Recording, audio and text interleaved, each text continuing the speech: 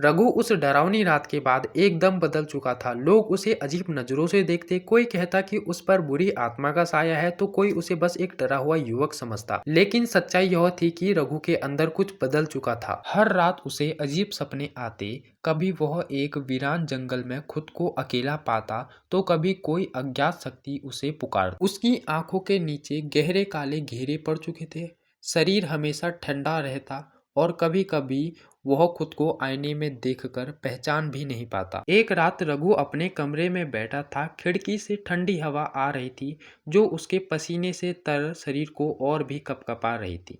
तभी अचानक उसकी आंखें भारी होने लगी और वह बिस्तर पर गिर पड़ा। उसे महसूस हुआ कि वह किसी अंधेरे जंगल में है। चारों ओर घना कोहरा था और हर ओर एक भयानक सन्नाटा छाया हुआ था। रघु ने घबराकर चारों ओर देखा। वहां दूर उसे अपनी ही शकल का एक लड़का दिखाई दिया जो धीरे धीरे उसकी ओर आ रहा था। उसकी चाल अजीब थी, जैसे कि वह हवा में तैर रहा हो। जब वह पास पहुंचा तो उसकी आवाज आई, तुम डर क्यों रहे हो? तुम्हें अपने अस्तित्व के बारे में पता भी है? रघु ने हकलाकर पूछा, तुम कौन हो? लड़का मुस्कुराया और धीरे से बोला, अगर तुम सच जानना चाहते हो तो कर्म करो। इतना कहकर उसने अपनी 2 उंगलियां रघु के माथे पर रखी।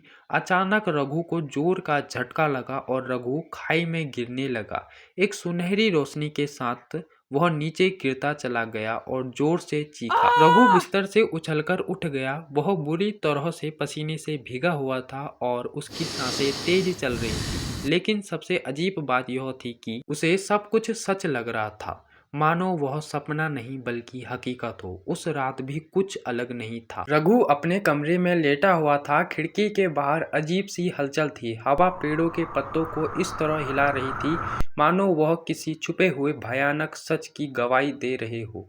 अचानक कमरे में अजीब सी ठंड बढ़ने लगी। फिर वह आवाज आई, एक पागल सी हंसी जो रघु की हड्डियों तक को जमा देने के लिए काफी। रघु ने झटके से आंखें खोली और कमरे में इधर उधर देखा, लेकिन कुछ नहीं था। उसने सोचा शायद यह उसका वहम हो, लेकिन तभी दरवाजे के बाहर हलचल हुई। धीरे धीरे रघु ने अपने कांपते हाथों से दरवाजा खोला। जैसे ही उसने बाहर झांका, उसके सामने 2 औरतें खड़ी। उनकी आंखें जलते अंगारों जैसी लाल थी, चेहरे पीले और भयावक, और उनके लंबे बिखरे बाल अंधेरे में एक भयावक साए की तरह लहरा रहे थे। वे लगातार पागलों की तरह हंस रही थी। फिर उसमें से एक औरत ने अचानक रघु की ओर देखा और अगले ही पल वह उसके ऊपर कूद पड़ी। उसकी सांसें तेज हो गई, दिल जोर जोर से धड़कने लगा। वह औरत उसकी छाती पर बैठकर अपने लंबे गंदे नाखूनों से रघु के सीने को खुरचने लगी। उसकी नुकीली उंगलियां धीरे धीरे रघु की चमड़ी के अंदर धंस रही थी।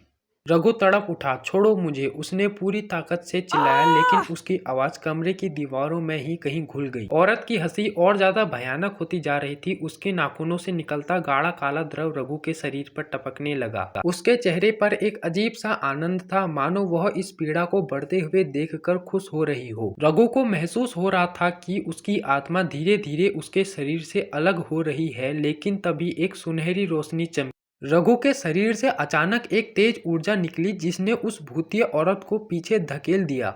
औरत जोर से चीखी, उसकी आंखें गहरे काले रंग में बदल गई और उसके पूरे शरीर में दरारें पड़ने लगी। रघु ने घबराकर अपने हाथों को देखा, वे सुनहरे प्रकाश से चमक रहे थे। वह औरत जमीन पर गिरी और उसकी चमड़ी पर हजारों कांच के टुकड़े गड़े थे। रघु ने गहरी सांस ली, लेकिन तभी उसने महसूस किया कि कुछ अभी भी सही नहीं था। पीछे खड़ी दूसरी औरत अभी भी वही थी। उसने धीरे से कहा, यह तो बस एक शुरुआत है, और उसके होठों पर एक डरावनी मुस्कान।